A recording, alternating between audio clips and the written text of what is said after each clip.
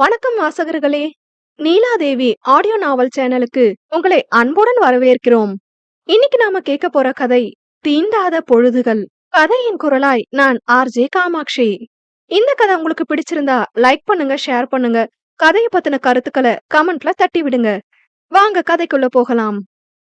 அத்தியாயம் 31. இரவு நேர வெள்ளி நிலவு வானில் ஊர்வலம் வர தோட்டத்தில் விபீஷ்ணன், தருண், வருண் மூவரும் அமர்ந்திருந்தனர். ஏதோ சின்ன குழந்தை ஊஞ்சல் ஆடுவது போல் தருண் ஆடிக்கொண்டிருந்தான். அவன் அருகே இருந்த ஊஞ்சலில் விபீஷ்ணன் அமர்ந்திருந்தான். டேய் தருண் மாடு, கொஞ்சம் அமைதியாயிரு. முடியாது போடா. மச்சான், இவன் தொல்லை வர வர தாங்க முடியல. பேசாம பார்சல் பண்ணி ஊருக்கு அனுப்பிடலாம்டா. என்ன பார்சல் பண்ணா தலைவன் கல்யாணம் நடக்காது, பாத்து பேசுடா. நீ பெரிய பிரைம் மினிஸ்டரு, இவரை ஊரை விட்டு பார்சல் பண்ணா இந்த கல்யாணம் நடக்காதா என்ன? பிரைம் மினிஸ்டர் இல்லனா கூட கல்யாணம் நடக்கும், ஆனா நான் இல்லனாதான் நடக்காது. சீப்ப. டேய், 2 பேரும் வாய மூடுங்க. சரி, நீ ஏன்டா ஏதோ யோசனையில இருக்க? நாளைக்கு வீட்டுக்கு பத்திரிக்கை எடுத்துட்டு போகலாமா வேண்டாமான்னு யோசனை செஞ்சுட்டு இருக்கேன்டா. என் பாப்பா தான் உனக்கு ஆர்டர் போட்டிருக்கால, இந்த அறவேக்காட்ட கூட்டிட்டு போடா. போடாங்க என் டுபாக்கூர் மண்டையா. போடா குரங்கு. அடச்சி, 2 பேரும் வாய மூடுங்கடா. வருண், நாளைக்கு நம்ம ஊருக்கு போகணும், அதனால சீக்கிரம் போயிட்டு தூங்கு போ. அதை இவன் கிட்ட சொன்ன. அவனா நாளைக்கு என் கூட வரான், எருமை போ. போறேன், என் ஆளை வர சொல்றேன். யாரு உன் ஆளு என்று சிவி கேட்க, மச்சான், உன்னை அடிச்சிட்டு ஒருத்தி ஊரை விட்டு ஓடி போனால, அவளை சொல்றான். யாரு அந்த அடங்கா பிடாரியையா? சிவி, அவ அடங்கா பிடாரி இல்ல, என் அழக அடக்கி ஆள வந்த ஏஞ்சல்டா என்று வருண் வெட்கப்பட, ஐயோ இவன் கூட வெக்கப்படுறான், என்னால தாங்க முடியல தருண். டேய் சிவி, கிண்டல் பண்ணாதடா. சரி, அவ எங்க இருக்கா? யாருக்கு தெரியும்? அப்புறம் லவ் பண்றேன்னு சொல்ற? அவளுக்கே எப்ப தோணுதோ அப்ப பேசுவா. இதுவும் காதல், அதுவும் காதல். தருண் இருவரையும் பார்த்தபடி கூற, வருண், சிவி இருவரும் அவனை ஊஞ்சலோடு லாக் செய்தனர். பாப்பா, தங்கச்சிமா, எங்க இருக்க? என்ன காப்பாத்து. இதோ வந்துட்டனா. 2 பேரும் என்ன பண்றீங்க? என் அண்ணாவை விடுங்க. முடியாது. ஹலோ, உங்ககிட்ட பெர்மிஷன் கேட்கல, விடணும்னு ஆர்டர் போட்டேன். சும்மா வாய் இல்லாத என் அண்ணாவை வம்பு இழுக்க வேண்டியது. அடி ஏதாவது பட்டுடுச்சானா? பாப்பா, நீ வரலனா இவனுங்க என்ன ஒரு வழி ஆக்கிருப்பானுங்க. ஏன் இப்படி பண்றீங்க விபி? முதல்ல அவன் என்ன சொன்னான்னு கேட்டியா? என் அண்ணா என்ன மாதிரி தப்பா எதுவும் சொல்லிருக்க மாட்டான். ஐயோ, ஏற்கனவே கட்டி வச்சதும் லூசு, கட்ட போறதும் லூசு. இந்த கடவுள் எனக்கு மட்டும் செலக்ட் பண்ணி அனுப்புவாரு போல என்று விபீஷ்ணன் தலையில் கை வைக்க, மச்சான் தலைவலியாடா என்று வருண் கேட்க, அவனை ஏகத்திற்கு முறைத்து தள்ளினான். பாப்பா, நான் என்ன கேட்டேன் இவன் இப்படி முறைக்கிறான்? அவர் அப்படிதான், நீ விடுனா. எம்மா மலர், இவன் இப்பதான் 5 வயசு குழந்தை, தூக்கி மடியில வச்சு தாலாட்டு பாடு. ஏன், நான் அது கூட பாடுவேன். டே அண்ணா, இவங்க இந்த அளவு பேச நீ என்ன பண்ண? அத நான் சொல்றேன் என்று வருண் கூறியவன், நீயே சொல்லு, இவ்ளோ சொல்ற இந்த சார் லவ் பண்ண மாட்டாரா? இல்ல, அந்த வேலைய நான் என் பாப்பா கிட்ட தந்துடுவேன். மலர், எனக்கு நீ பொண்ணு பார்க்க மாட்டியா? பாத்துட்டா போச்சு. உனக்கு எந்த மாதிரி பொண்ணு வேணும்னு சொல்லுனா, இந்த உலகத்துல எந்த மூலையில இருந்தாலும் உனக்காக நான் கொண்டு வருவேன். பாப்பா, எனக்கு உன்ன மாதிரி பொண்ணு வேணும். அதுக்கு என் பொண்ணதான் உனக்கு கல்யாணம் பண்ணி வைக்கணும் என்று விபீஷ்ணன் கூற, அவனை முறைத்தாள். அண்ணா, இனி நீ நோயாளிய மட்டும் பாரு, உனக்கு பொண்ணு நான் பாக்குறேன். ஓகே. அப்புறம் என்ன, இப்பயாச்சும் தூங்க வாடா. இல்ல, நான் வரமாட்டேன். ஏன்? பாப்பா, கொஞ்ச நேரம் உன் மடியில படுத்துக்குவா, ரொம்ப நாள் ஆச்சு ப்ளீஸ். அண்ணா, இதெல்லாம் கேட்கலாமா? படுத்துக்கோ. அவளுடைய மடியில் தருண் தலை சாய்த்து கொண்டான். கொஞ்ச நேரத்தில் அவனுடைய விழிநீர் பட்டு பெண்ணவள் அதிர்ச்சி அடைந்தாள். அண்ணா, ஏன் அழற? அவன் அப்படிதான், கொஞ்சம் எமோஷனல் ஆகி இருப்பான். நாங்க என்னதான் வளர்ந்திருந்தாலும் இப்படி தலை சாச்சு அழ, தூங்க ஒரு அன்பான அரவணைப்பு இல்லாம ஏக்கத்துல இருந்தோம். நான் பரவாயில்ல, தருண் சின்ன பையன் இல்ல, அப்பவே அம்மாவோட ரொம்ப க்ளோஸ். அவங்க இறந்த பிறகு தனியா இருக்கிறத ஃபீல் பண்ண கூடாதுன்னு தான் நாங்க ஜாலியா சுத்திட்டு இருப்போம். ஆனா வீட்டுக்கு போகும்போது கஷ்டமா இருக்கும். எங்களுக்காக காத்திருக்க யாரும் இல்லையேன்ற கஷ்டமா இருக்கும். இப்ப நீ வந்த பிறகு அது அவ்வளவா தெரியல. விபீஷ்ணனுக்கு நல்ல மனைவி அமைஞ்சிருக்கா. அதை விட என் தருண் அவனுக்கு நல்ல தாய் இருக்கிறதா ஃபீல் பண்றான் மலர் என்று வருண் கண் கலங்கி கூற, அவளுக்கும் விழிநீர் வந்து விட்டது. அந்த நிலையில் அவளும் இருந்திருக்கிறாள் இல்லையா? பெண்ணவள் விழிநீர் தருண் கன்னத்தில் விழ துடித்து விட்டான். பாப்பா, நீ ஏன் அழற? ஒண்ணும் இல்லண்ணா. ஏய், நீ எங்க மகாராணிடா, அழக்கூடாது. அவளுடைய கண்ணீரை துடைத்து விட்டான். விபீஷ்ணன் தான் அங்கே நடப்பதை புன்னகையோடு பார்த்து கொண்டிருந்தான். அவனுக்கு தெரியாதா, வருண் தருண் பெற்றோர்கள் இல்லாமல், நல்ல சாப்பாடு இல்லாமல் மனரீதியில் கஷ்டப்பட்டது அவர்களையே பார்த்த தன்னவனை புருவம் உயர்த்தி என்ன என்பது போல் கேட்க, நானும் பாவம், கொஞ்சம் என் மேல கருணை காட்டலாம் என்று சிவி கூற, அவனை குண்டுகட்டாக தூக்கி கொண்டு வந்தனர். மலர் புல்தரையில் அமர, அவள் மடியில் 3 வளர்ந்த குழந்தையும் தலை வைத்திருந்தது. சொல்ல போனால் அவர்கள் வளர்ந்த அன்புக்காக ஏங்கும் குழந்தைகள்தான். அத்தியாயம் 32. வீட்டின் நடுக்கூடத்தில் விஜயேந்திரன் அமர்ந்திருக்க, அவருடைய மனைவி இங்கும் அங்கும் நடந்து கொண்டிருந்தாள். அவளை எந்த ஒரு சலனமும் இல்லாமல் பார்த்து கொண்டிருந்தார் விஜயேந்திரன். வள்ளி, உனக்கு நடக்கணும்னு தோணுச்சுன்னா நம்ம தோட்டத்துல நட, அதை விட்டுட்டு ஏன் வீட்ல நடந்துட்டு இருக்க? என்னங்க, நான் ஒன்னும் பொழுது போகாம நடக்கல. அப்புறம் எதுக்கு நடக்கற? என்ன பாக்க என் மருமக வரா, அதான் சந்தோஷத்துல நடந்துட்டு இருக்கேன். உன்கிட்ட அப்பவே சொன்னேன், சிவி சம்பந்தம் இல்லாம நீயே முடிவெடுத்து உன் மனசுல ஆசைய வளர்த்துக்காதன்னு. என்னங்க, அதெல்லாம் என் பையன் நான் சொன்னா கேப்பான். அவன் யார் சொன்னாலும் கேட்க மாட்டான். அப்பனுக்கு தெரியாதா பிள்ளைய பத்தி? அதேதான், பெத்தவளுக்கு தெரியாதா பிள்ளைய பத்தி? என் சிவி நான் சொல்ற பொண்ணதான் கல்யாணம் பண்ணுவான். அது மாதிரி அவனுக்கு என் செலக்ஷன் எப்பவும் நல்லாதான் இருக்கும். இது ட்ரெஸ் இல்ல நீ செலக்ட் பண்றத அவன் போட, இது அவனோட வாழ்க்கை. அவனுக்கு பிடிச்ச பொண்ணதான் கல்யாணம் பண்ணுவான். அதனால வீணா உன் மனசுல ஆசைய வளர்த்துக்காதடி. என்னங்க, எப்பவும் அபசகுணமா பேசாதீங்க. கொஞ்ச நேரம் வாய மூடுங்க. சரிடி அம்மா, எந்த காலத்திலயும் பொண்ணுங்கள மாத்தவே முடியாது என்று அவர் தலையில் அடித்துக் கொண்டார். அத்த, புது குரல் கேட்க அவர் வாசலை பார்த்தார். அங்கே நர்மதாதான் சோகமே உருவானவள் போல் அழுதபடி ஓடி வந்து அவளை அணைத்துக் கொண்டாள். மா, என்னம்மா ஆச்சு? ஏன் வந்ததும் வராதமா அழுகுற? என் பொண்ணு இப்போதைக்கு வேற என்ன பண்ணுவா தங்கச்சி? அவளுக்கு ஆசை காட்டி இப்படி மோசம் பண்ணிட்டியே. என்னடா சொல்றீங்க என்று அவள் அதிர்ச்சியோடு கேட்க, அங்கே நடப்பதையெல்லாம் வெறும் பார்வையாளராக வேடிக்கை பார்த்தார் விஜயேந்திரன். நீ சொன்னனுதான் என் பொண்ணு உன் பையனை மனசுல நினைச்சு ஆசையெல்லாம் வளர்த்திருந்தா. ஆனா அங்க போன பிறகுதான் தெரிஞ்சது உன் புள்ள வேற ஒரு பொண்ண விரும்புறதே. என்ன நான் சொல்றீங்க? ஆமா, அத அவளோட வாயால நீயே கேளு. குணாளன் கூற, நர்மதா நடந்ததை கூறினாள். மறந்தும் அவள் அவளுடைய அக்கா என்று சொல்லவே இல்லை. தருண் அடித்தது கூட சொல்லிவிட வள்ளி கோபம் அடைந்து விட்டாள். வள்ளி, அப்பவே சொன்ன, இந்த வாழ்க்கை அவனுடையது. அவன்தான் அவனோட வாழ்க்கை துணைய முடிவு பண்ணணும்னு. நீயோ இல்ல நானோ இல்ல, புரியுதா என்று விஜயேந்திரன் கூற, என்னங்க, அவன் அவனோட வாழ்க்கை துணைய தேர்ந்தெடுத்துக்கலாம். ஆனா அவ குடும்பத்துக்கு ஏத்தவளா இருக்கணும். கம்பெனி பிசினஸ்னு ஊர் சுத்துறவளா இருக்க கூடாது. எப்படி இருந்தாலும் பொண்ணு பொண்ணுதானே வள்ளி.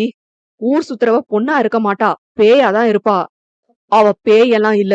வாசலில் தன் மகன் குரல் கேட்க வள்ளி திரும்பி பார்த்தார். அவனேதான் மாறாத கம்பீரத்தோடு அவன் அருகே வருண் நின்றிருந்தான். உள்ள வரலாமா என வருண் கேட்க, உன் வீட்டுக்குள்ள வர எதுக்கு பெர்மிஷன்? உள்ள வாடா என்று விஜயேந்திரன் கூற இருவரும் உள்ளே வந்தனர். சிவி, இவங்க சொன்னதெல்லாம் உண்மையாடா? நீ யாரோ ஒருத்தி கூட ஊர் சுத்திட்டு இருக்கியாமே? யாரோ ஒருத்தி இல்ல, சித்ரா ஹோட்டல் எம்டி கவிப்பிரிய பாவை மலர். அவ கூட ஊர் சுத்தல. அவளோட வாழ ஒத்திக்க பாத்துட்டு இருக்கேன் என்று சிவி சொல்ல, டேய் சிவி, உன் குணம் ஏன் இப்படி மாறிடுச்சு? ஊர் பேர் தெரியாத அவ பின்னாடி ஏன் சுத்துற? அவ நம்ம குடும்பத்துக்கு செட் ஆக மாட்டா. பேசாம இதோ நான் பார்த்த இவள கல்யாணம் பண்ணிக்கோடா. அம்மா, நீங்க எப்ப இப்படி மாறுனீங்க? பார்த்ததையெல்லாம் உண்மைன்னு நம்ப கூடாது. நீ பார்த்ததுதான் உண்மை இல்ல. பிசினஸ் பண்ற அவ நம்ம குடும்பத்துக்கு செட் ஆக மாட்டாடா. அவளோட அப்பாவே விட்டு போயிட்டான். அப்படி இருக்க பொண்ணு எல்லாம் நல்ல பொண்ணா இருக்க மாட்டாங்க. அம்மா, நீங்களும் ஒரு பொண்ணு தானே, அத முதல்ல ஞாபகம் வச்சுட்டு பேசுங்க. அவளை விட்டு அவங்க அப்பா போனதுக்கு அவளும் அவளோட அம்மாவோ காரணம் இல்ல. அந்த ஆளோட திமிர் தான் காரணம். அவன் ஒரு ஒழுக்கம் இல்லாதவன், ஒரு அழகான பொண்ண நேசிக்க தெரியாத முட்டாள். சோ நீங்க திட்ட நினைச்சா அவரை திட்டுங்க, ஏன் மனைவிய வேண்டாம். கல்யாணமே ஆகல, அதுக்குள்ள மனைவி. இப்பவே இந்த அம்மாவை எடுத்தெறிஞ்சு பேசுற. வீட்டுக்குள்ள வர்றதுக்கு முன்னவே உனக்கும் எனக்கும் சண்டைய மூட்டி விட்டுட்டா. இதுல இருந்தே தெரியல அவளுடைய நடத்தைய பத்தி. அம்மா ப்ளீஸ், இதுக்கு மேல அவளை பத்தி பேசாதீங்க. இதோ உங்க முன்னாடி போய் கண்ணீர் விட்டபடி நிக்கிறாளே, இவளை விட என் கவி ரொம்ப நல்லவதான். அது என்னடா ஏன் கவி? இப்பவே அந்த சிரிக்கிய தலையில தூக்கி வச்சுட்டு பேசுற? நான் சொல்றேன் சிவி, நீ நர்மதாவை தான் கல்யாணம் பண்ணணும். என் வீட்டுக்கு மருமகன் வந்தா அது நர்மதா மட்டும்தான். இந்த வீட்டோட பொறுப்பு அவளுக்கு தான் தருவேன். அப்ப நாங்களும் எங்களுக்குன்னு தனி வீட்டை கட்டிக்கிறோம். இது அப்பா உங்களுக்காக காட்டினது. என் கவிக்கு இதை விட பெரிய மாளிகை கட்டுவேன். அதுல என் பொண்டாட்டி தான் மகாராணி. சிவி, சூப்பர் ஐடியாடா. அம்மா, பேசாம இந்த கல்யாணத்துக்கு ஒத்துக்கோங்களேன் என்று வருண் கூற, நீ வாய மூடுடா. உங்களாலதான் எல்லாம். எந்த தைரியத்துல என் பையன் வாழ்க்கைக்குள்ள நீங்க வரீங்க? அம்மா! சிவி முகத்தில் அத்தனை கோபம். அத்தியாயம் 33. நீ வாய மூடுடா. உங்களாலதான் எல்லாம். எந்த தைரியத்துல என் பையன் வாழ்க்கைக்குள்ள நீங்க வரீங்க? அம்மா! சிவி முகத்தில் அத்தனை கோபம் இருந்தது. சிவி வேணாண்டா. வருண் அவன் கையை பற்றினான். வாய மூடு வருண். அம்மா, உங்களை விட என் வாழ்க்கையில முடிவெடுக்கிற தகுதி அவனுக்கு இருக்கு. எந்த தைரியத்துல என் நண்பனை நீங்க கேள்வி கேக்குறீங்க? நீங்க எனக்கு தான் அம்மா, அவனுக்கு இல்ல. சிவி, நான் அப்படி எதுவும் நினைச்சதில்ல. ஏதோ தெரியாம சொல்லிட்டேன்டா. அம்மா, மனசுல இருக்கிறது தான் வாய் வழியா வெளிய வரும். எனக்கு உங்க 2 பேரை விட அவங்க தான் முக்கியம். எனக்காக என் கூடவே இருந்தாங்க, இனியும் இருப்பாங்க. இந்தாங்க பத்திரிக்கை. உங்களோட மனசுல அவளுக்கு இடம் இருந்தா நீங்க வரலாம். வாடா வருண். அவனை இழுத்து சென்றான். விஜயேந்திரன் போகும் தன் மகனையே பார்த்து கொண்டிருந்தார். என்னங்க, இப்ப நம்ம பையன் என்ன சொன்னா? ஆ, நீ பேசின பேச்சுக்கு உன் பையன் போயிட்டான். நான் இப்ப என்ன தப்பா பேசுன? நீ என்ன தப்பா பேசல. வருணை எப்படி நீ பிரிச்சு பேசுவ? அவனும் என் பையன்தான். சின்ன வயசுல இருந்து அவனோட இருக்கான். நம்மள விட சிவிக்கு சரியான துணை எதுன்னு அவனுக்கு தெரியாதா? ஆனா ஒரு அம்மாவா என் பையனுக்கு இந்த பொண்ணு மனைவியா வரலாம்னு நினைக்க கூடாதா? நினைக்கலாம். அதெல்லாம் உன் பையன் மனசுல இன்னொரு பொண்ணு வர வரைக்கும் தான். இப்பதான் அவன் மனசுல ஒரு பொண்ணு இருக்காளே, அப்புறம் என்ன? இந்த பேச்சை இதோட விடு. இப்ப என் மனசுல உங்க பையன் தான் என்னோட கணவர்னு நினைச்சிருக்கேனே அங்கிள். அதுக்கு என்ன பதில் இருக்கு? என்று நர்மதா கேட்க, ஆனா அவனோட மனசுல நீ இல்லையே. ஆண்டி, நீங்க தான் என் மனசுல ஆசை வளர காரணமா இருந்தீங்க. நீங்களே என் வாழ்க்கைக்கு ஒரு முடிவு சொல்லுங்க. நர்மதா அவளை பார்த்து கேட்க, அவளோ என்ன செய்வதென்று தெரியாமல் நின்றிருந்தாள். ஆண்டி, எனக்கு கல்யாணம்னு ஒண்ணு நடந்தா அது உங்க பையன் கூட தான். அப்படி நடக்கலனா நான் உயிரோட இருக்க மாட்டேன். குறிச்ச தேதியில என் கழுத்துல அவன் தாலி கட்டணும். இல்லனா நான் நினைச்சத செய்வேன். வாங்கப்பா. நர்மதா அவரை இழுத்து சென்றாள். வள்ளி, இப்ப என்ன பண்ண போற? என்ன நடந்தாலும் சரி, அந்த ஊர் சுத்துற ஒருத்திய என் பையனை கல்யாணம் பண்ணிக்க நான் விட மாட்டேன். வள்ளி, உன் பையனை பத்தி தெரியும்ல. அவனுக்கு நான் அம்மா. நான் நினைச்சதுதான் நடக்கும். நீங்க நடுவுல புகுந்து குட்டைய குழப்பாம இருந்தா போதும். உனக்காச்சு உன் பையனுக்காச்சு எந்த கல்யாணம் நடந்தாலும் நான் நல்லா சாப்பிட போறேன். என்ன என் பையன் பாத்திருக்க மருமக நல்லா சமைப்பா. உன் கொடூரமான சப்பாத்தில இருந்து விடுதலை கிடைக்கும்னு நினைச்சேன். அத நினைச்சுதான் ரொம்ப வருத்தமா இருக்கு. என்ன கொழுப்பா? ஆமா, தினமும் நீ எண்ணெயை ஊத்தி சமைச்சதுல அது மட்டும்தான் உடம்புல இருக்கு. வாய மூடிட்டு உள்ள போங்க. போறேன். அந்த கல்யாண பத்திரிக்கையை கொடுத்தா நல்லா இருக்கும். இந்தாங்க வச்சுக்கோங்க. வள்ளி அவரிடம் கொடுக்க, அவர் அதை எடுத்து கொண்டு சென்று விட்டார். வள்ளி தன் புத்தியை தீட்டிக் கொண்டிருந்தாள். எப்படி நர்மதாவை அவனுக்கு திருமணம் முடிப்பது என்று பல யோசனை மூளையில் ஓடிக்கொண்டிருந்தது. அவளுக்கு தெரியும், தன் மகனிடம் அதிகாரம், அன்பு இரண்டும் அவனுக்கு விருப்பப்பட்ட விஷயத்தை எதற்கும் விடமாட்டான். எதை வைத்து திருமணத்தை நிறுத்துவது என்று தெரியாமல் யோசனை செய்ய அவள் சிந்தனையில் மலர்தான் வந்தாள். அவளை வைத்தேதான் இதை சாதிக்க வேண்டும். மனதில் உள்ள திட்டத்தை தீட்டியபடி அறை உள்ளே சென்றாள். வீட்டின் பின்புறம் இருந்த தோட்டத்தில் மலர் அமர்ந்திருந்தாள். அவள் மடியில் படுத்திருந்தான் தருண். ஒரு பக்கம் மித்ரா அவளுக்கு செலவுகளை பற்றி சொல்லிக் கொண்டிருந்தாள். விஜய் ஃபைலை பார்த்து கொண்டிருந்தான். மித்ரா, அந்த அக்கவுண்ட் மேனேஜர் கிட்ட ஒரு ஃபைல கேட்டேன், கொடுத்தாங்களாடி? ஆ, அந்த அக்கா கொடுத்தாங்கடி. அத பார்த்தா ஒரு சில செலவெல்லாம் அதுக்கு தகுந்த மாதிரி இல்ல. சொல்ல போனா அவங்க பொய் கணக்கு போட்டிருக்காங்கடி. உனக்கு தெரிஞ்சு கேட்டியாடி? விசாரிச்சேன். அவங்க பையனை ஹாஸ்பிட்டல்ல சேர்த்திருக்காங்க. அதுக்கு பணம் கட்டதான் இப்படி. நாம தான் மெடிக்கல் ஃபண்ட் கொடுக்கறோமே, அப்புறம் ஏன் இப்படி? அவங்க ஹஸ்பண்டுக்கு இப்பதான் விபத்து நடந்திருக்கு. அந்த ஃபண்டை யூஸ் பண்ணிட்டாங்கடி. இப்ப பையனுக்குன்னு திரும்ப நம்ம கிட்ட எப்படி கேக்குறதுன்னு தெரியாம இப்படி பண்ணிட்டாங்க. ஓகே, அவங்களுக்கு பணம் கொடு. அப்புறம் அவங்கள இந்த இடத்துல இருந்து வேற இடத்துக்கு மாத்து. அதுவும் ஆபீஸ் ஸ்டாஃப் தான், புரியுதா? புரியுதுடி. ஏய் மலர், என்ன விஜய்? அவங்கள ஏன் திரும்பவும் வேலைக்கு வைக்கிற? பேசாம வேலையை விட்டு தூக்கலாம்ல. எதுக்கு அவங்கள வேலையை விட்டு தூக்கி அவங்க முழு நேர திருடியாக நான் விரும்பல.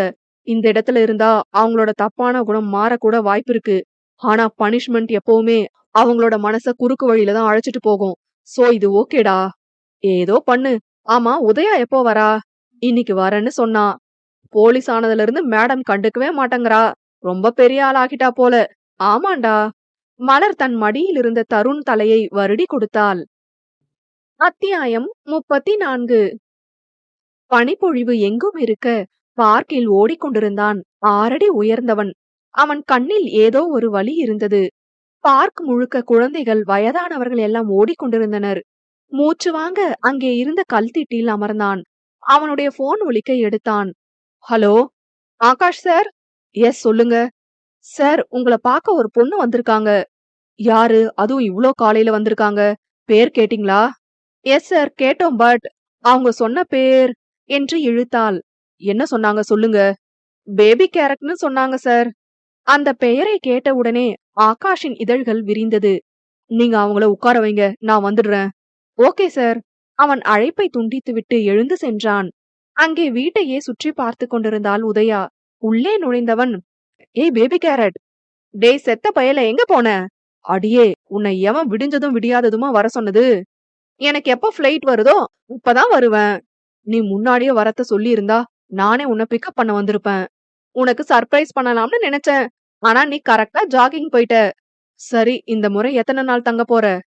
உன் கூட தங்கறதெல்லாம் இல்ல, உன்னையும் சேர்த்து ஊருக்கு அழைச்சிட்டு போகலாம்னு தான் பிளான். ஊருக்கா? எதுக்கு? எதுக்குன்றத அப்புறமா சொல்றேன். ஒழுங்கா கிளம்பி வா, நம்ம இன்னைக்கு போறோம். ஏய் லூசு, உன் இஷ்டத்துக்கெல்லாம் வர முடியாது, பொடி பொடலங்கா. அவள் நெற்றியில் அடித்துவிட்டு உள்ளே சென்றான். ச்சே, நாம ஒரு போலீஸா இருந்தும் கூட இந்த தடிமாட்ட ஒண்ணும் செய்ய முடியல. ஏய் லூசு, மாஸ்டர் பிளான் எதுவும் போடாத. நீ அதுக்கு கொஞ்சம் கூட சரிப்பட்டு வரமாட்ட. போய் ரெஸ்ட் எடுடி. சரிடா தடியா. உதயா தன் உடைகளை எடுத்துக்கொண்டு உள்ளே சென்றாள். இங்கே ஒரு பக்கம் தருண் இருக்க, இன்னொரு பக்கம் விபீஷ்ணன் வருண் இருவரும் என்ன செய்வதென்று தெரியாமல் விழித்துக் கொண்டிருந்தனர். தருணின் தங்கையை கஷ்டப்படுத்தினால் அவன் சும்மா விடுவானா? டேய் தருண், அவன் செஞ்சதுக்கு நான் என்ன பண்ணுவேன்? நீ சும்மா இருக்க வேண்டியதானே? அதை விட்டு நைட் அவனுக்கு சப்போர்ட்டுக்கு வர. நான் என்ன சப்போர்ட் பண்ண? நேத்து நைட் என்ன பண்ண அப்படியே நினைச்சு பாருடா. தருண் அவன் தலையில் அடிக்க அப்படியே பிளாஷ்பேக் சென்றனர். தருண் தன் தங்கையின் அருகே அமர்ந்திருக்க அப்பொழுதுதான் இருவரும் உள்ளே வந்தனர். அண்ணா, ஏன் விபி டென்ஷனா இருக்காரு? வீட்டுக்கு போனால, அதான். என்ன சொல்லிருப்பாங்க? கேட்டு தெரிஞ்சுக்கலாம். டேய் சிவி, என்ன ஆச்சுடா? அவன் அமைதியாக இருக்க வருணை பார்த்தான். வருண் அங்கே நடந்ததை கூறினான். அதை கேட்டு மலரின் முகம் மாறிவிட்டது. பாப்பா, நீ ஏன் முகத்தை சுருக்குற? அதெல்லாம் எதுவும் இல்லனா. நான் நினைச்சேன் எப்படியும் அந்த நர்மதா சொல்லுவானுதான். அதேதான் நடந்திருக்கு, விடுங்க. கவி, ம். அவள் அவனை பார்க்க, நம்ம கல்யாணத்துல எனக்கு ரொம்ப முக்கியமான 2 பேர் போதும். உனக்கு உன் அம்மா ஆசீர்வாதம் கிடைச்சா போதும் தானே. இதுக்கு மேல யாரும் வர வேண்டாம். நீ சொன்னதாலதான் போனேன். எனக்கு கிடைச்ச மரியாதைய பார்த்ததானே. இதுக்கு மேல முடியாது என்று அவன் அறைக்கு செல்ல, டேய் சாப்பிட்டு போடா, எனக்கு எதுவும் வேண்டாம் என்று அவன் சென்று விட்டான். வருண் அண்ணா, நீ சாப்பிடவா? அவனுக்கு உணவு பரிமாறிவிட்டு பெண்ணவள் இன்னொரு தட்டில் உணவை வைத்து அவனுக்கு கொண்டு சென்றாள். விபி, உள்ள வா. கவி, என்ன விஷயம்? நான் பேச வரல, உங்களை சாப்பிட சொல்லதான் வந்தேன். எந்த கோபம் வருத்தமா இருந்தாலும் சரி, முதல்ல சாப்பிடுங்க என்று அவனிடம் கொடுத்தாள். எனக்கு வேண்டாம் கவி, முதல்ல சாப்பிடுங்க. அவனுக்கு ஊட்டி விட அதனை வாங்கி கொண்டவன் இதழில் சின்ன புன்னகை மிளிர்ந்தது. கவி, அக்ரிமெண்ட் மேரேஜ்னு சொன்ன, அப்புறம் எதுக்கு இந்த அக்கறை? அக்ரிமெண்ட் முடிக்கிற வரைக்கும் நீங்க ஏன் பொறுப்பு, அதான். 10 ஹோட்டல் வச்சு நடத்துற என் வீட்ல ஒரு ஆள் சாப்பிடாம இருந்தா என் மனசு ரொம்ப கஷ்டப்படும். சோ சாப்பிடுங்க விபி. கவி, என்ன சொல்லுங்க, அதையும் சாப்பிட்டு முடிச்சிட்டு சொல்லுங்க. அவள் கூறியபடி சாப்பிட்டு முடித்தவன் அவள் கையை பற்றி பெண்ணவள் தோள்களில் சாய்ந்து கொண்டான். அவனுடைய தலையை வருடி கொடுத்தாள். விபீஷ்ணன் பொங்கி எழுந்த காதல் உணர்வில் அவள் கன்னத்தில் முத்தம் வைக்க, பெண்ணவள் அவன் இதழ்பட்ட இடத்தை தேய்த்து கொண்டு மயங்கி விழுந்தாள். டேய் தருண்! தன் நண்பனை அழைக்க சென்ற அவனுக்கு அங்கே இருக்கும் தன் தங்கைதான் கண்ணில் பட்டாள். என்னடா பண்ண? நான் எதுவும் பண்ணலடா. டேய் லூசு, அவன் எது பண்ணா உனக்கு என்ன என்று வருண் கூறியது ஞாபகத்திற்கு வந்தது. டேய் போயிடு, சப்போர்ட் பண்ணாத. ஆமாண்டா லூசு. டேய், இப்ப என்ன பண்ண சொல்ற? அத முதல்ல சொல்லு. விபீஷ்ணன் கேட்க, நீ அவளை டச் பண்ணாம இரு, அதுவே போதும். எது? என்ன, இந்த காதல் கோட்டை படம் பாத்திருக்கதானே? ஆமா, பாத்திருக்கேன். அது மாதிரி நீ தினமும் என் தங்கச்சிய பார்க்கலாம், பேசலாம். ஆனா இந்த டச் பண்ற வேலையெல்லாம் இருக்க கூடாது. ஏன்டா? ஏன்னா பாப்பா அந்த சம்பவத்துல இருந்து அவளுக்கு இப்படி ஒரு பிரச்சனை இருக்கிறது தெரியாம விட்டுட்டாங்க. நீ முதல் முறை கிஸ் பண்ணி விழுந்தா பாரு, அப்பதான் நானே கண்டுபிடிச்சேன். இதை ஏன்டா முன்னாடியே சொல்லல? உனக்கு கல்யாண சர்ப்ரைஸ் கிஃப்டா அப்ப சொல்லலாம்னு நினைச்சேன். ஆனா அதுக்குள்ள இப்படி ஆகும்னு நான் கனவா கண்டேன். சரி, இப்ப இதுக்கு என்ன வழி? எனக்கு தெரியாது, தெரிஞ்சா சொல்றேன். இப்ப கிளம்புறேன், பாய் என்று தருண் சென்று விட்டான். அத்தியாயம் 35. கல்யாண தேதியும் நெருங்கி வந்து விட்டது. இடையில் ஒரு நாள் தான். ஒவ்வொருவரும் அவர்களின் வேலைகளை பார்த்து கொண்டிருந்தனர். தருண், விஜய் இருவரும் இணைந்து மண்டபத்தின் அரேஞ்ச்மெண்ட் பார்த்து கொண்டிருந்தனர். டேய் தருண், என் பாப்பா எங்கடா? வருண் பாக்கெட்டில் கைவிட்டபடி கேட்க, டேய் என் பாப்பா ஹோட்டல் போயிருக்கா. மித்ரா, சிவி 2 பேரும் பார்லர் போயிருக்காங்கடா. அப்ப சரிதான். என்ன சரி? என் டார்லிங் ஊர்ல இருந்து என்ன பாக்க வருதாம். எது, அந்த அரலூசா? டேய், அவள அப்படி சொல்லாத, எனக்கு கெட்ட கோபம் வரும். என்ன கோபம் வரும்? மூஞ்ச பாரு, அந்த அழுமூஞ்சு கூட நீயும் போய் சேர்ந்துக்கோ. டேய், அவளை பத்தி இப்பவும் தப்பா நினைக்கிற?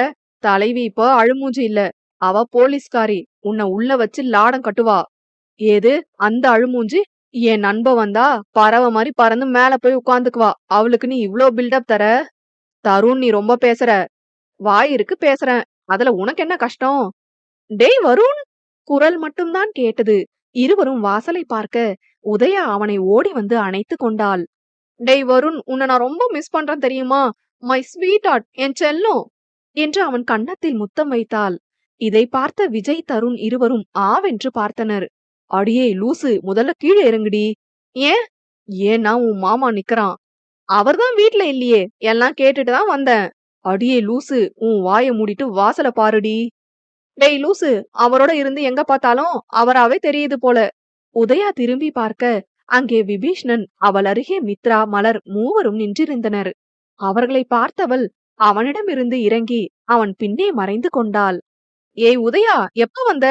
அதென்ன வந்த உடனே அண்ணாவை கட்டி பிடிக்கிற என்று மித்ரா கேட்க, அதுவாடி, நான் சொன்னல என் பப்பி லவ் இவன்தான். ஏது, இந்த நாய் பிடிச்சு கொடுத்து லவ் ப்ரொபோஸ் பண்ண ஆள் இவரா? ஆமா என்று தலையசைத்தாள். அப்ப நீ பழி வாங்க நினைச்சு தலையிலே அடிச்சது இவரா? மித்ரா கேட்க, ஆமாம் என்று சொன்னாள். ஹலோ மேடம், இங்க வாங்க என்று விபீஷ்ணன் அழைக்க, டேய் வருண், பயமா இருக்குடா. அடியே லூசு போ. இல்ல, நான் போக மாட்டேன், எனக்கு பயமா இருக்கு. எம்மா விஜயசாந்தி, உனக்கு இவன் எவ்வளவு பில்டப் கொடுத்தான், நீ என்ன போக மாட்டேன்னு சொல்ற என்று தருண் கூற, மாமா அடி அப்பவே பயங்கரமா இருக்கும், இப்ப கேட்கவே வேண்டாம். வருண், நீயும் வாயேண்டா. வந்து தொலைக்கிறேன். வருண் அவளோடு சென்றான். என்ன 2 பேரும் ஜோடியா தான் வருவீங்களா? ஆமாம் இல்லை என்று இரு பக்கமும் தலையசைத்தனர். அதை பார்த்த விபீஷ்ணன் உதயாவின் காதை பிடித்து திருகினான். உன்னை என்ன பண்றது? என் ஃப்ரெண்ட லவ் பண்ணிட்டு என்னையவே அடிச்சிருக்க. மாமா மாமா, வேணும்னு செய்யல, ஏதோ கோபத்துல. என்ன கோபம்? அட்லீஸ்ட் நீயாச்சும் பேசிருக்கலாம். ஒரேடியா எல்லாரும் விட்டு போயிட்டீங்க. சாரி மாமா, ஒரு பயம், அதான் பேசல. இனி இப்படி செய்ய மாட்டேன். சரி ஓகே, உனக்கு ஒரு கிஃப்ட் இருக்கு. என்ன கிஃப்ட் மாமா? உனக்கு ஒரு நாய்க்குட்டி தந்து ப்ரொபோஸ் பண்ணானே, அது யாரோடது தெரியுமா? யாருக்குது மாமா? எம்மா, அவசரத்துக்கு நாய்க்குட்டி கிடைக்கலன்னு தெருவுல இருந்ததை எடுத்து குளிப்பாட்டி உன்கிட்ட அமெரிக்காவில வாங்கிட்டு வந்ததா கதை விட்டான். அத நம்பிதான் நீ லவ் அக்செப்ட் பண்ண. அதை கேட்ட அவளுக்கு வந்ததே கோபம். அருகே இருந்த வருணை முறைத்தாள். அப்படியெல்லாம் ரொமான்டிக்கா பாக்காதடி. ரொமான்டிக் ஒண்ணுதான் கேடு, அடி செருப்பு. ஒழுங்கு மரியாதையா நில்லு, இல்ல உன்னை சும்மா விட மாட்டேன்டா என்று அவனை துரத்த, டேய் மச்சான், உன் லவ்வுக்கு ஏதாவது நாரதர் வேலை பாக்குறனாடா? ஏன்டா இப்படி ஒரு சம்பவம் பண்ண? இன்னைக்கு செத்தேன். ஏய் உதயா, அமைதியா இருடி. நீ சும்மா இருடி. இத்தனை நாள் அந்த நாயை வச்சு இந்த நாய் எத்தனை கதை சொல்லுச்சு தெரியுமா? இதுல திமிர் பேச்சு வேற. எம்மா தாயே, நீ சுமங்கலியா வாழணும். நமக்கு உன்ன மாதிரி. அச்சோ, உன் அடி தாங்க முடியல. இதுல அங்க வந்தா அவ்வளோதான். என்ன மாதிரி 4 பிள்ளை பெத்து ஸ்கூல் சேர்க்க வேண்டாம், அப்புறம் நம்ம கனவெல்லாம் பாழாகிடும்டி. அதெல்லாம் தெரியாது. உன்னை இன்னைக்கு ஃபுட்பால் ஆடாம விட மாட்டேன். இரண்டும் ஒரு பக்கம் ஓட மலர் தன்னருகே நின்றிருந்த விபீஷ்ணனை பார்த்தாள். விபி, சொல்லு மலர். சிரித்தபடி கேட்க, நீங்க ஸ்மைல் பண்ண ரொம்ப அழகா இருக்கீங்க. ஏது? அவன் 2 புருவத்தை சுருக்கியபடி அவளை பார்க்க, நான் சொன்னது கேட்டுச்சு, நடிக்காதீங்க. அப்புறம் நாளைக்கு காலையில நாம வக்கீல் ஆபீஸ் போகணும். ஏன்? அக்ரிமெண்ட்ல சைன் போட. வீட்டுக்கு வர சொல்லலாமே. இந்த அக்ரிமெண்ட் ப்ராசஸ் நமக்கு தெரிஞ்சதா மட்டும் இருக்கட்டும். அதனால காலையில ரெடி ஆகுங்க, நாம போறோம். இந்த முடிவை மாத்திக்க மாட்டியா? முடியாது, டைம் ஆகுது, போய் தூங்குங்க, பாய். அவள் அறைக்கு சென்று விட்டாள். அவனோ ஒரு ஆழ்ந்த பெருமூச்சு விட்டபடி அவனுடைய அறைக்கு சென்றான். அத்தியாயம் 36. கருப்பு நிற கோட் போட்ட வக்கீல்கள் அந்த ஆபீஸ் முன்னே நடந்து கொண்டிருந்தனர். ஒரு பக்கம் விலை உயர்ந்த கார்களும் மறுபக்கம் துயில்கின்ற ஓசையும் கேட்டுக் கொண்டிருந்தது. பாவை மலர் கையில் இருந்த நோட்டில் எதையோ வரைந்து கொண்டிருந்தாள். அதை பக்கத்தில் இருந்து விபீஷ்ணன் ரசித்துக் கொண்டிருந்தான். தன்னை பார்ப்பதை உணர்ந்தவள், விபி, ஏன் என்னைய பாக்குறீங்க? பார்க்க கூடாதா? இதெல்லாமா உன் அக்ரிமெண்ட்ல இருக்கு? இல்ல, ஆனா எதுக்கு பாக்குறீங்க? அத சொல்லிட்டு பாருங்க. உன்னை பாக்குறதுக்கு காரணம் தேவையா என்ன? தேவையில்லையா என்ன? அத விடு, நீ என்ன வரையற கவி? இவ்ளோ நேரம் அத நீங்க பாக்கலையா? இல்லையே என்று வாயை பிதுக்கினான். சின்ன பையன் மாதிரி செய்யக்கூடாது. நீங்க பிசினஸ் மேன். அதுக்கு ஏத்த போல நடந்துக்கோங்க. அவனிடம் அந்த வரைபட நோட்டை நீட்டினாள். அதை வாங்கி பார்த்தான். கவி, இது என்ன இவ்ளோ பெருசா இருக்கு? இது என்னோட டிராயிங் புக். என் வாழ்க்கையில எது எல்லாம் முக்கியமா இருக்கோ அதையெல்லாம் இதுல வரைஞ்சு வச்சுக்குவேன். ஏய் கவி, இன்னைக்கு நடந்தத வரைஞ்சிருக்க? ஆமா, இதுவும் நம்ம வாழ்க்கையில முக்கியமான நிகழ்வு தானே. ஓ என்று இழுத்தவன் முன்னாடி இருந்த படங்களை பார்த்தான். கவி, இந்த போட்டோ நீங்க முதல்ல என்கிட்ட அடி வாங்கின படம் தான். இதெல்லாம் எப்படி? என்னை யாருன்னு நினைச்சீங்க? நான் ஒரு ஆர்டிஸ்ட் விபி. நல்ல ஆர்டிஸ்ட் தான். விபி, உங்ககிட்ட ஒரு முக்கியமான விஷயம் கேட்கணும். என்ன கேட்கணும் சொல்லு. என்ன ஏன் செலக்ட் பண்ணீங்க? என்னால எந்த பயனும் உங்களுக்கு இல்ல. அப்புறம் ஏன் இவ்ளோ கஷ்டப்படுறீங்க? எனக்கு கஷ்டப்பட பிடிக்கும், அதான். அதை விட உன்னை எனக்கு ரொம்ப பிடிக்கும். நீ என் இதயத்துக்கு விருப்பமான பொண்ணு. அதான் ஏன்? ஒருத்தரை விரும்ப காரணம் தேவையில்ல. இதுக்கு மேல எதுவா இருந்தாலும் அப்புறமா கேளு, வக்கீல் வந்துட்டாரு. வா, சீக்கிரம் சைன் போட்டு வீட்டுக்கு போகணும். நமக்கு இன்னைக்கு ரிசப்ஷன் டி. அவன் முன்னே செல்ல அவனை பார்த்து வந்த புன்னகையை இதழில் மறைத்து கொண்டாள். அதை பார்த்த விபீஷ்ணன், சிரிச்சா இன்னும் அழகா இருப்ப. அத பாக்குற பாக்கியம் எனக்கு கிடைக்குமா கவி? நீங்க எப்ப ஆங்கிரி பேர்டா இருக்கீங்களோ அப்ப நான் ஸ்மைல் பேர்டா மாறிடுவேன். அது கஷ்டம். உன்கிட்ட எனக்கு கோபப்பட தெரியாது கவி. பேசுனது போதும், சைன் போடுங்க. வக்கீல் கையில் இருந்த பத்திரத்தில் அவள் கையெழுத்து போட்டவள் அவனிடம் நீட்டினாள்.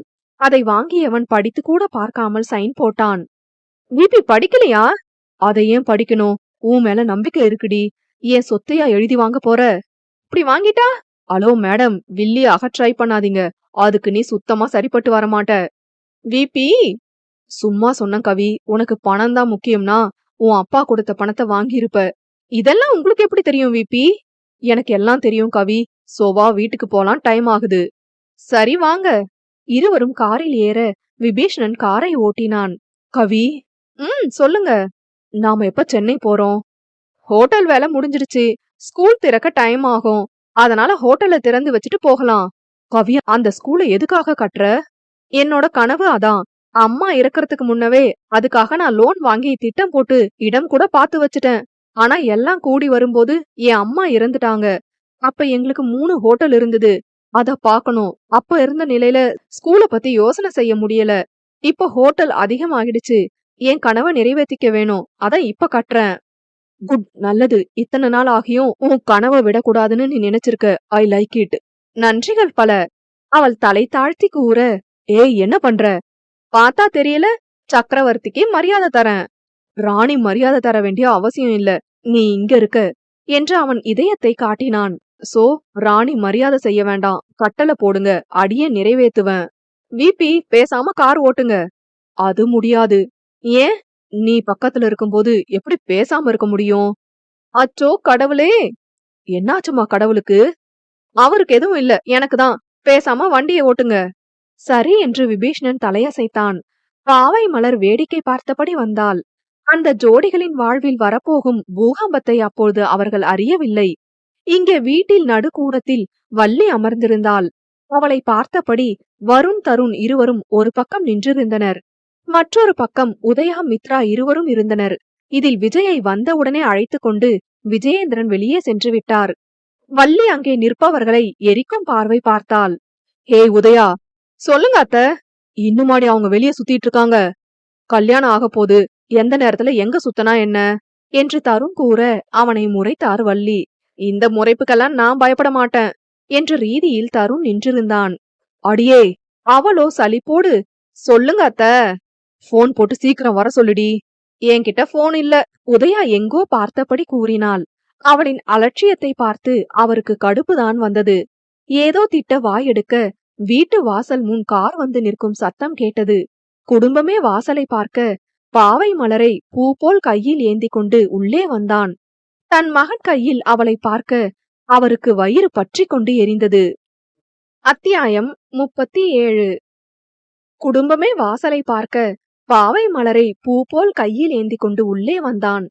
தன் மகன் கையில் அவளை பார்க்க அவருக்கு வயிறு பற்றி கொண்டு எரிந்தது. தருண் வருண் இருவரும் அவன் அருகே ஓடி வந்தனர். டேய் சிவி, என் பாப்பாக்கு என்ன ஆச்சுடா? அவளுக்கு எதுவும் இல்ல, கார்ல வரும்போது அப்படியே தூங்கிட்டா. அதுக்கே 2 பேரும் இப்படி ரியாக்ட் பண்றீங்க? கேட்டோம்டா. சரி, நான் இவள அவ அறையில படுக்க வச்சுட்டு வரேன். சிவி, அம்மா வந்திருக்காங்க, உன்கிட்ட தான் பேசணுமா?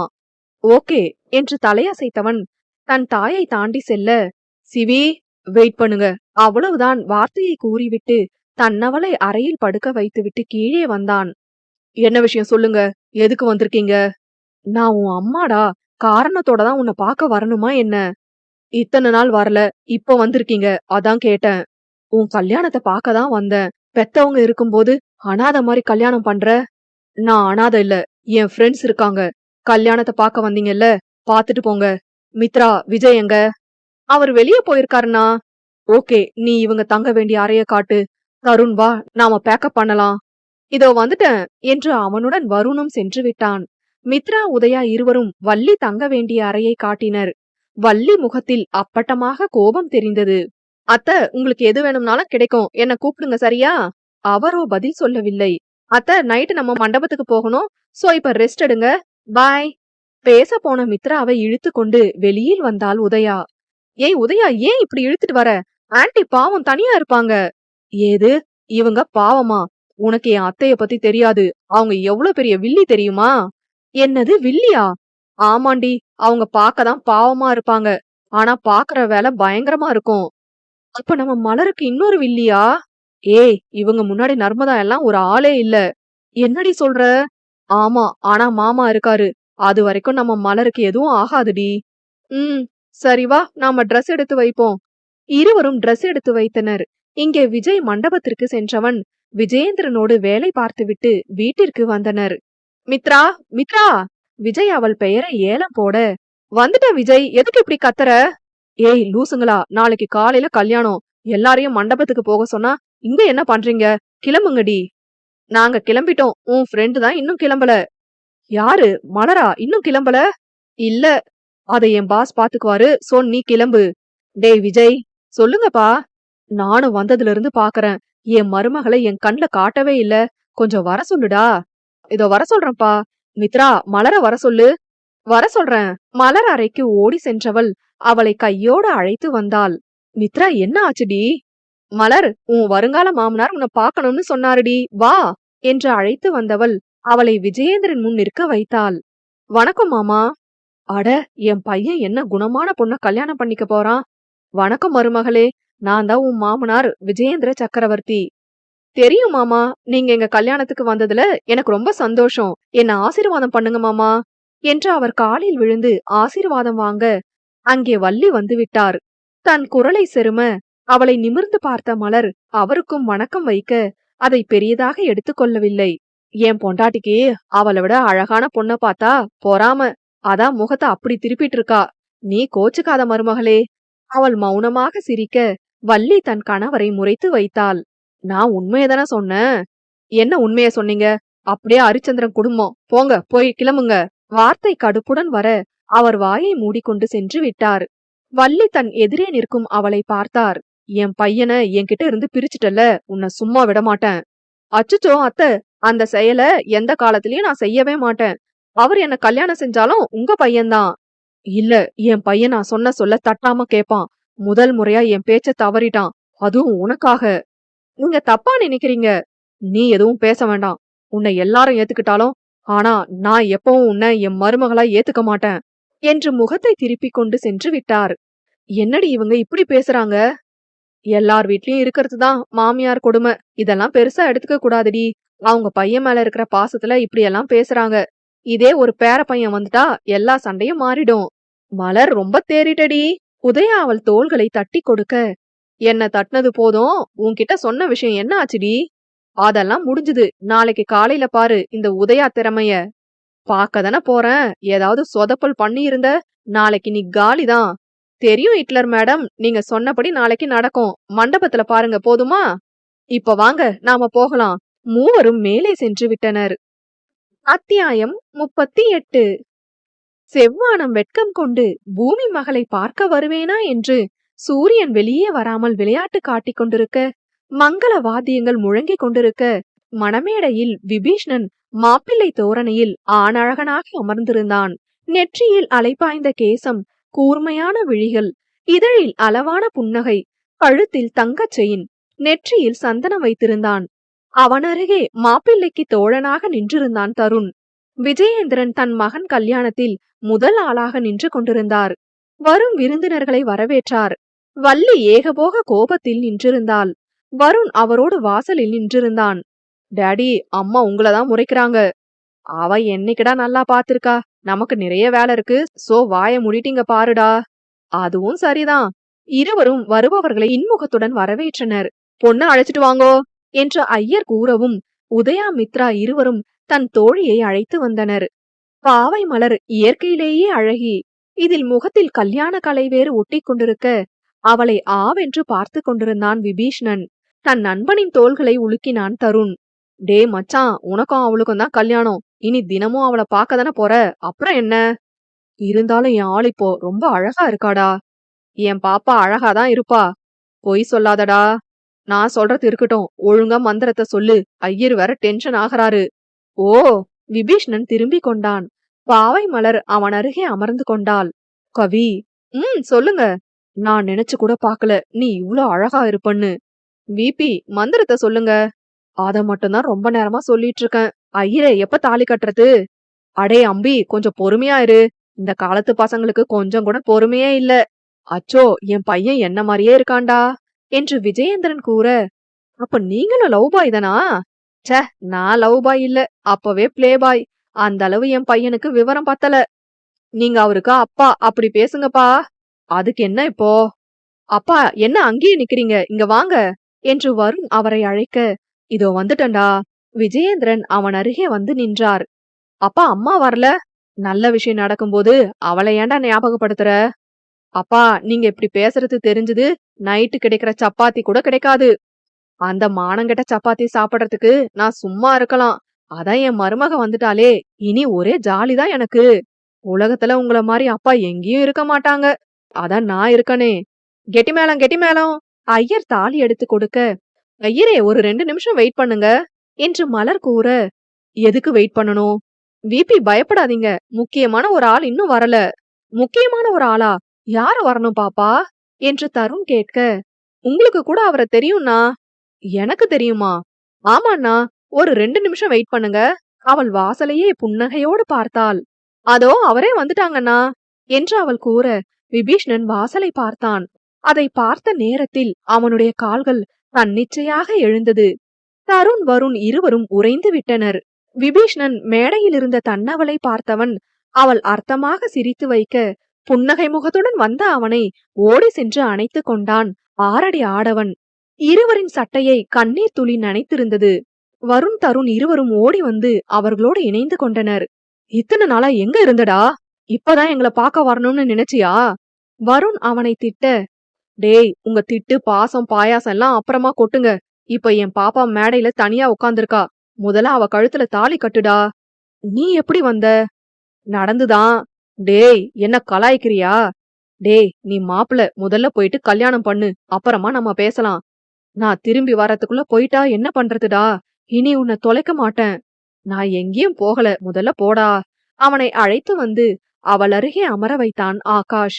உங்க ஃப்ரெண்டு வந்த உடனே என்ன மறந்துட்டீங்க? அப்ப சார் சொன்னது பொய்யா? இல்ல, இப்பதான் உன் மேல லவ் அதிகமாக இருக்கு. இனி இந்த அக்ரிமெண்ட் எல்லாம் செல்லாது. உனக்கு விருப்பம் இருக்கோ இல்லையோ, ஏன் கூட தான் வாழ்ந்தாகணும். அப்படியா? ஆமாண்டி. அடே அம்பி, இந்தா தாலி கட்டுடா. ஐயர் அவன் கையில் தாலியை கொடுக்க, மங்கள வாத்தியங்கள் முழங்க, தேவதைகள் ஆசீர்வாதம் செய்ய, இயற்கை கூட அவர்களின் வாழ்க்கைக்கு வாழ்த்துவது போல் மழை பொழிய, மனம் நிறைந்து வாழ்த்தி தம்பதிகளின் நல்வாழ்விற்கு ஆசீர்வாதம் வழங்கினர். பிரிந்த நண்பர்கள் இணைந்து விட்டனர். விபீஷ்ணன் இத்தனை நாட்கள் யாரை தன் வாழ்வில் இழந்து கஷ்டப்பட்டானோ அவனை இன்று கண்ணெதிரே கொண்டு வந்து நிறுத்திவிட்டாள். மனம் கவர்ந்த மங்கையை திருமணம் செய்து கொண்டான். இதயத்தை ரணமாய் வருத்திக் கொண்டிருந்த நண்பனின் பிரிவும் இங்கே முடிவடைந்து விட்டது. அவள் கண்ணில் நீர் வழிந்தது. கவி, ஏன் அழற? ஒண்ணுமில்ல என்று சமாளித்தாள். ஆடவன் தன்னவள் நெற்றியில் மென்மையாய் முத்தம் வைக்க ஆடவன் நெஞ்சில் சாய்ந்து கொண்டாள். அவளுக்கு அங்கே யார் இருக்கிறார்கள், இடம் பொருள் எதுவும் தெரியவில்லை. மனதில் அவனை அணைத்து கொள்ள மனம் துடிக்க அதை செய்து விட்டாள். தன் நெஞ்சில் இருக்கும் மணையாள் தலையை ஆசையாக வருடி கொடுத்தான். அத்தியாயம் 39. திருமணம் முடிந்த அன்று இரவே ரிசப்ஷன் என்பதால் மணமக்களுக்கு ஆக வேண்டிய சடங்குகளை எல்லாம் முடித்துவிட்டு அவர்களை தனி அறையில் ரெஸ்ட் எடுக்க செய்தனர். நீண்ட நாள் கழித்து ஒன்று சேர்ந்த தன் நண்பனோடு பேச அவர்களுக்கு 1000 கதைகள் இருந்தது. விபீஷ்ணன் தன் திருமணத்திற்கு ஆகாஷ் வருவான் என்று கனவில் கூட நினைத்து பார்க்கவில்லை. டே ஆகாஷ், இத்தனை வருஷம் கழிச்சு இப்பதான் எங்களை பார்க்கணும்னு ஞாபகம் வந்துதாடா? இத்தனை வருஷம் கழிச்சுதான் என்ன நீங்க கூப்பிட்டிருக்கீங்க. சொல்ல போனா நீங்க கூப்பிடல, என் தங்கச்சி அவளோட கல்யாணத்துக்கு அழைப்பு விடுத்திருந்தா. டேய் ஆகாஷ், நிஜமாவா சொல்ற? கவியா உன்னை அழைச்சா? ஆமா, உங்க அப்பா சொன்னதை நம்பி என்ன வெளியே அனுப்புன. திரும்ப உன் முகத்துல முழிக்க கூடாதுன்னு தான் நினைச்சேன். ஆனா இந்த உதயா என்ன பார்க்க வந்தா. ஆகாஷ், உன்கிட்ட பேசணும். என்ன பேசணும்னு சொல்லு. இந்த முறை நீயும் என் கூட வா என் ஊருக்கு. உதயா, நான் வரமாட்டேன், அது உனக்கே தெரியும் தானே? நீ வரமாட்டேன்றது எனக்கு தெரியும். ஆனா இப்போ உன் உயிரான விபீஷ்ணன் மாமாக்கு கல்யாணம். இந்த சமயத்துல நீ அவரோட இருக்கணும். என் ஃப்ரெண்ட்ஷிப் வேண்டாம்னு என்ன வெளியே போக சொன்னான். அவனோட ஃபங்க்ஷனுக்கு நான் வரமாட்டேன். உதயா, நீ எப்ப வேணும்னாலும் வரலாம், எத்தனை மாசம் வேணும்னாலும் தங்கலாம். ஆனா உன் மாமா கதையை என்கிட்ட ஆரம்பிக்காத சொல்லிட்டேன். சரி, நான் ஆரம்பிக்கல. பட் உன்கிட்ட ஒரு முக்கியமான பர்சன் பேசணுமா, பேசுறியா? யார் அந்த பர்சன் சொல்லு. என் ஃப்ரெண்டு தான், பேசு. சரி என்று தலையசைத்தான். உதயா போனை கொடுக்க காதில் வாங்கி வைத்தான். ஹலோ அண்ணா. ஹலோ, சொல்லுங்க, நீங்க யாரு? நான் உதயா ஃப்ரெண்டு, பேர் கவிப்பிரிய பாவை மலர்னா. ஓகே, சொல்லுமா.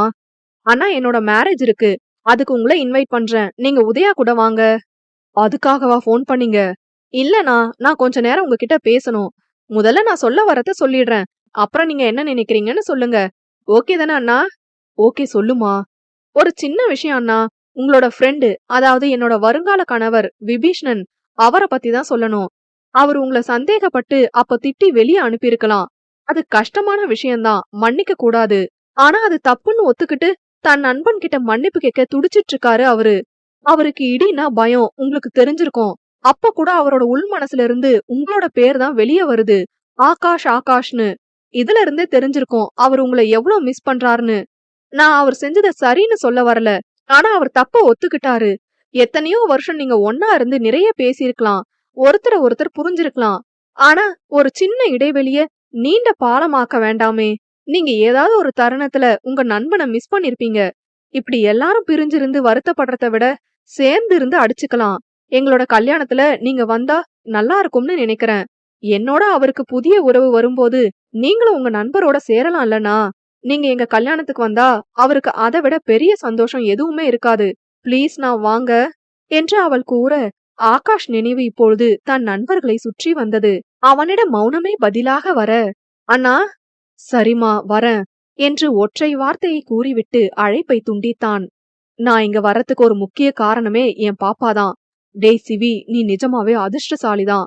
என் பாப்பா மாதிரி பொண்ணு கிடைக்க கோடி முறை தவம் பண்ணிருக்கணும். இந்த வார்த்தைய அப்படியே வள்ளி அம்மா கிட்ட சொல்லுடா. ஏன், என்னாச்சுடா? உனக்கு தெரியாதுல்ல, நான் சொல்றேன் கேளு. தருண் நடந்ததை எல்லாம் கூறினான்.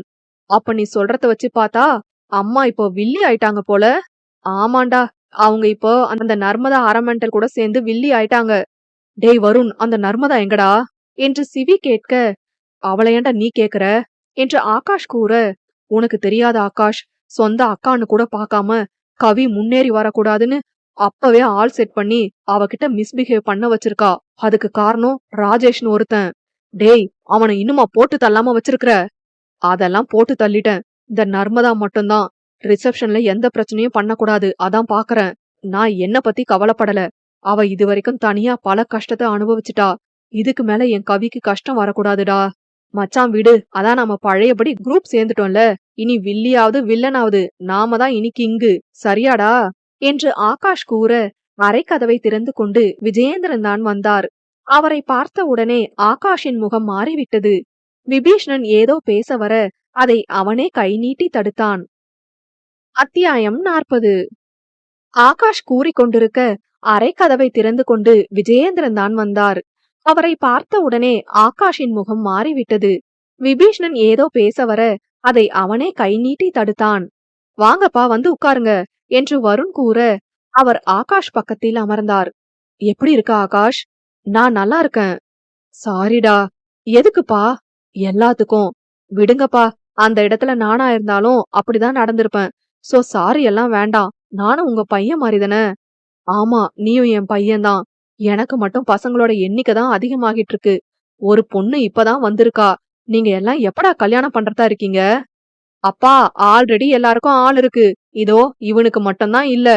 என்று தன் அருகே இருந்த தருணை பார்த்து கூற, ஏண்டா இதய டாக்டர், உனக்கு ஒரு பொண்ணு கிடைக்கலையா?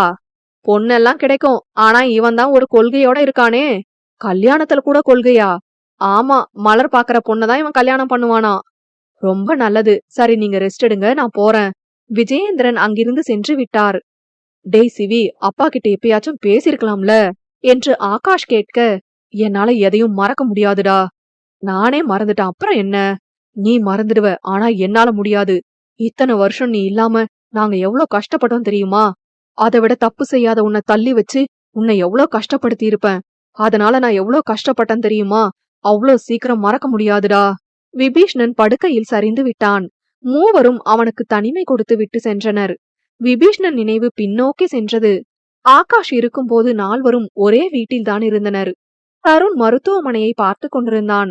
மற்ற மூவரும் ஆபீஸ் பொறுப்புகளை பார்த்து கொண்டிருந்தனர். ஒரு முக்கியமான வேலை என்பதால் சிவி வெளியூர் சென்று விட்டான். கவர்மெண்ட் டெண்டர் ப்ராஜெக்ட் ரெடி செய்து ஆகாஷ் அதை தன் பிஏவிடம் கொடுத்துவிட்டு தங்களின் இன்னொரு கம்பெனிக்கு சென்றிருந்தான். அந்த டெண்டருக்கு ஃபைல் சப்மிட் செய்தனர். ஆனால் அது அவர்களுக்கு கிடைக்காமல் போக விஜயேந்திரன் கம்பெனியில் கத்திக் கொண்டிருந்தார். ஆகாஷ், இந்த டெண்டர் அமௌண்ட் நீதானே கோட் பண்ண? அதுவும் நம்ம கோட் பண்ண அமௌண்ட் எப்படி எதிரி கம்பெனிக்கு போச்சு? அப்பா, எனக்கு தெரியாது. நான் என் பிஏ கிட்ட கொடுத்துட்டு சப்மிட் பண்ண சொல்லிட்டேன். சப்மிட் பண்ண சொன்னா யார்கிட்ட சப்மிட் பண்ண சொன்ன? அப்பா, என்ன சந்தேகப்படுறீங்களா? சந்தேகமே இல்ல, நீதான் தப்பு பண்ணிருக்க. அப்பா! என்ன அப்பா? நீ அந்த கம்பெனி பிஏவ பாத்திருக்க. நம்ம கோட் பண்ண அமௌண்ட அவங்க கிட்ட வித்திருக்க. நான் அப்படி செய்யல. நீ செஞ்ச செயலுக்கு ஆதாரம் இருக்கு. அதே மாதிரி உன் வங்கி கணக்குக்கு அவன் பணமும் அனுப்பியிருக்கான். இத்தனையும் ஆதாரத்தோட பார்த்த பிறகு உன்னை நம்பாம இருக்க நான் ஒன்னும் முட்டாள் இல்ல. அப்ப நீங்க என்ன தப்பா புரிஞ்சிட்டு இருக்கீங்க. நான் இப்பதான் சரியா புரிஞ்சிட்டு இருக்கேன். இனி இந்த கம்பெனில நீ இருக்க கூடாது, போ. அத சிவி சொல்லட்டும். அவன் சொன்னதுதான். இந்தா, அவனே சைன் போட்டு கொடுத்த லெட்டர். நான் தப்பு செய்யல. எதுவா இருந்தாலும் சிவி வரட்டும், அதுக்கப்புறம் பேசலாம். நீ இப்ப போய் தான் ஆகணும். உன்ன மாதிரி ஒரு நம்பிக்கை துரோகிய என் பையன் கூட வச்சிருக்க நான் விரும்பல. அதனால நீ போகலாம் என்று விஜயேந்திரன் கூற, சரி போறேன். ஆனா இந்த தப்பு நான் செய்யலன்னு சீக்கிரம் உங்களுக்கு தெரிய வரும் என்று ஆகாஷ் சொல்ல, டே ஆகாஷ், நீ கொஞ்சம் வெளியே போய் வெயிட் பண்ணுடா. எனக்கு இங்க இருக்க இஷ்டம் இல்ல வருண். பாய். அவன் கையை எடுத்து விட்டு சென்று விட்டான். ஆகாஷ் நேராக வீட்டிற்கு சென்றிருப்பான் என்றுதான் அவனும் நினைத்தான். ஆனால் ஆகாஷ் அங்கே இருந்து வந்தவன் தன் வாழ்க்கையை தனித்து பயணிக்க முடிவெடுத்து விட்டான். விபீஷ்ணன் ஊரிலிருந்து வந்தவன் தன் தந்தை செய்த செயலையும் அங்கே நடந்த நாடகத்தையும் தப்பான புரிதலையும் கண்டு கொண்டான். அப்பா, என்ன கேட்காம ஏன் இப்படி செஞ்சீங்க? நீங்க சொல்லும் போதே அமைதியா இருங்கன்னு தானே சொன்னேன். சிவி அப்ப இருந்த கோபத்துல, அப்பா உங்க கோபம் அதை விட நீங்க என்கிட்ட சொன்ன போய் இதெல்லாம் இப்போ என்கிட்ட இருந்து என் நண்பனை பிரிச்சிடுச்சு. இனி என்கிட்ட பேசாதீங்க. உங்க வீடும் வேண்டாம், நீங்களும் வேண்டாம். சிவி, அப்பா ஏதோ தெரியாம பண்ணிட்டாரு. வெயிட் மாம், எப்பவும் ஒரு நல்ல பிசினஸ் மேன் ஆத்திரத்துல முடிவெடுக்க கூடாது. ஒரு விஷயத்துல உண்மை இருக்கா இல்லையான்னு தீர விசாரிச்சுதான் செய்யணும். அதையெல்லாம் விட்டுட்டு என் ஃப்ரெண்ட ஆபீஸ்ல அவமானப்படுத்தி வெளியே அனுப்பியிருக்கீங்க. இதை என் வாழ்க்கையில மறக்கவே மாட்டேன். குட் பை என்று அன்று நடந்ததை தன் மனதில் அசை போட்டுக் கொண்டிருந்தான். இன்று பழைய நண்பன் திரும்பி வந்து விட்டான். அவன் காதலித்த பெண்ணை இன்று கரம் பிடித்து விட்டான். ராஜேஷ் அவனையும் இந்த பூ உலகத்திலிருந்து மேலே அனுப்பிவிட்டான். எல்லாம் அவன் வசம் வந்ததை நினைத்தான். ஆனால் அவனுக்கு தெரியவில்லை, இதற்கு பிறகுதான் பெரிய போராட்டமே இருக்கிறது என்று.